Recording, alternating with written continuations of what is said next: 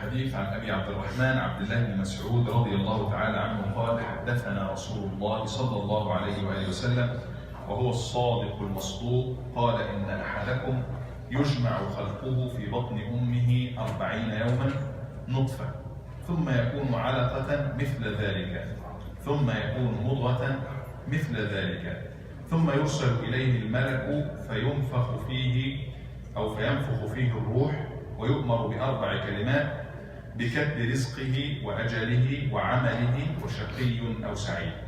فوالله الذي لا إله غيره إن أحدكم ليعمل بعمل أهل الجنة حتى ما يكون بينه وبينها إلا ذراع فيسبق عليه الكتاب فيعمل بعمل أهل النار فيدخلها. وإن أحدكم ليعمل بعمل أهل النار حتى ما يكون بينه وبينها إلا ذراع فيسبق عليه الكتاب فيعمل بعمل أهل الجنة فيدخلها. رواه البخاري ومسلم. The translation narrated Abdullah ibn Mas'ud, may Allah be pleased with him, that the Messenger of Allah sallallahu alaihi wasallam said, and he is a Sadiq al-Masduq, the one who is always telling the truth and the one that's always believed to say the truth. Every one of you is being a fetus, or the creation of every one of you in the womb of his mother go through stages. 40 days he is nutfa, the drop of the semen that comes from the father. ثم يكون علقة مثل ذلك. The second stage is the علقة, something that hangs like a leech. ثم يكون مضغة مثل ذلك. The third stage is he is a mudgha, or something, a piece of flesh, as if somebody chew on it. ثم يرسل إليه الملك, and then an angel, special angel, will be sent to this fetus to blow the ruh, or the life in it. And this angel will be ordered to record down and write down 4 things: رزقه, his provision, how much he is going to acquire in his life; أجله, his time, lifespan; عمله, his action, all of his actions; شقي أم سعيد, is he going to be happy, being in heaven, or doomed in the hellfire. And then Nabi Sallallahu Alaihi Wasallam said, by the one in whose hand my soul is, swearing by Allah, some of you, or one of you, may work the actions of the people of Jannah until he is 1 arm span from Jannah, and then he will do the action of the people of fire, and he will be dying on that, and he will go to the hellfire. And one of you may be doing the actions of the hellfire until it's just an arm span between him and the hellfire, and he will do the action of the people of Jannah and die on that, and he will make it to Al-Jannah. What do we learn quickly from this hadith, since this is a short talk? This hadith is the 4th hadith in Al-Arba'in al-Nawawiyya, the 4th hadith collected by Imam al-Nawawi, believed to be the most comprehensive hadith. This hadith is simply talking about our beginning and our end. Everybody's beginning and everybody's end. We're not talking about fetus that is your son or daughter. We're talking about you and your son and daughter and your father and every single person of us. Allah talked about this in the Quran, very, very clear, that this is one of the miracles, the scientific miracles, that the hadith and the ayat are mentioning, are talking about it in detail. Stages. The first stage is a drop, nutfa. Second stage, third stage. There is no way whatsoever for somebody like Sayyidina Muhammad sallallahu alaihi wasallam, living over 1,000 years ago, to know these details that we discover later on, very recently, with all of these details, with the description, alaqa, something that the closest thing to it is a leech. It keeps growing in the second stage. The first stage, as the scientists are telling us, doctors, it lasts for like a week, about 6 days, nutfa, until this drop, which is called the zygote. And then in this stage, this zygote turns into something else, which is يضرب في جدار الرحم كأنه جذور يعني.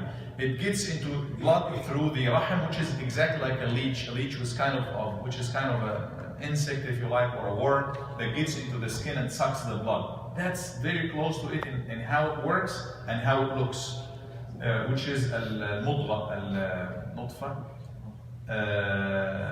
al-alaqa. And then al-mudgha, the third stage, it turns into a flesh the body parts starting not taking shape, but it looks like as if somebody chewing it. The head, the hands is not clear. It is clear towards the end of this stage, which scientists said it lasts until the day 24 or 26 from the semen getting to the rahim or the womb.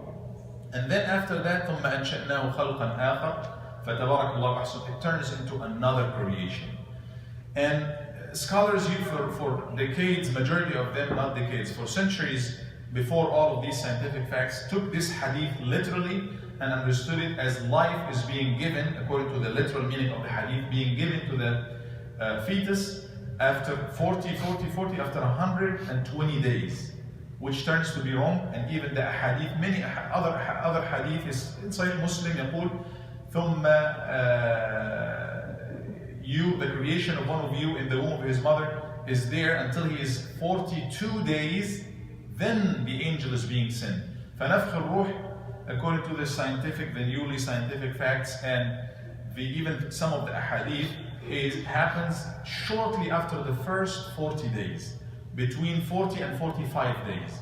This is where you start seeing movements. This is where the blood starts, working. The heart. And all of these function happen. Probably nobody can say for sure it's at this time, but it's not before the 40 days.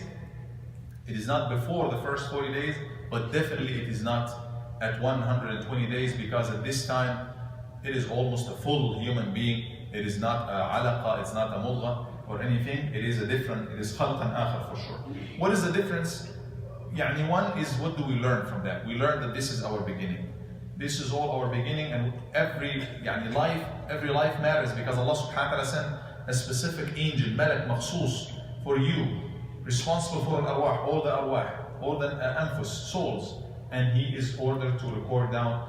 It's not a machine process where you have a template and then the machine keeps going one after the other. No. The creation of every single person of us is so special that when this moment comes, by the permission of Allah, Allah sends an angel, and the angel will be commanded directly by Allah to record down the happenings, what's going to happen to that person. How does it work? And another hadith, even though it's not as authentic, Allah will say, go to al-Kitab, go to al-Lawh al-Mahfuz, فاكتب قصة هذا الجنين. Take the whole story of that person from there. He will take a copy from al-Lawh al-Mahfuz, the preserved tablet, which is the qadr, lawh, that has everything that will happen until the day of judgment.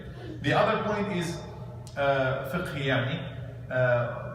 whether the ruh is being given to the person at 120 days or 40, 42, 45 days, it's going to make a huge difference.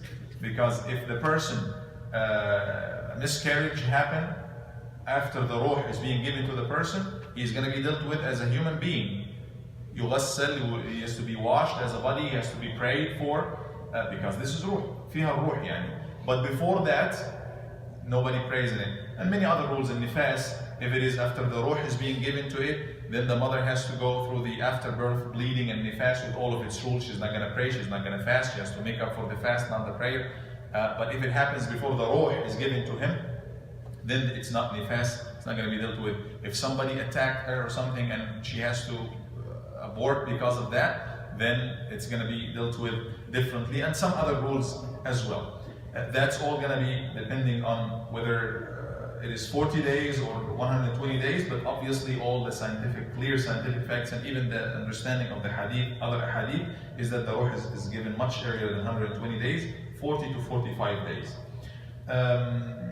The other thing is about al-qadr.